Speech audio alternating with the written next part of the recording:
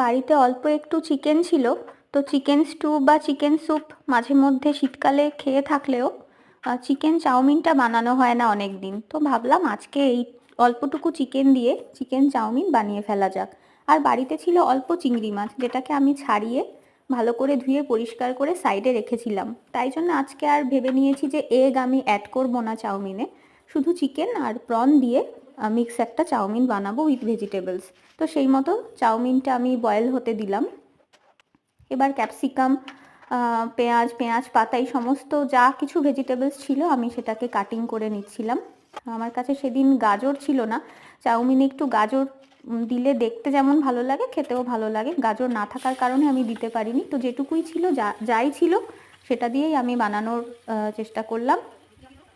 তো এই পেঁয়াজ আর পেঁয়াজ পাতা, চিকেন, এই সমস্ত কিছু দিয়ে দিলাম তেলে, একটু ফ্রাই হবে।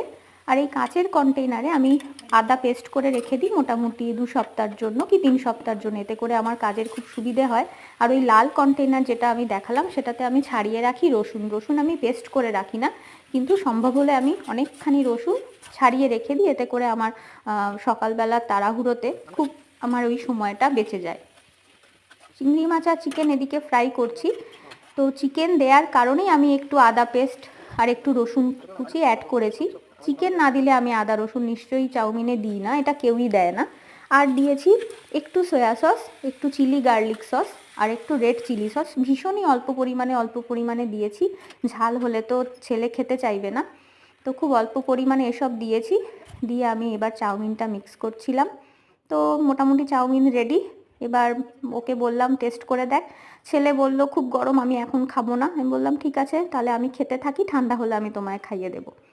কেমন লাগলো তোমাদের ভিডিও তোমরা সেটা জানিও কমেন্টসে।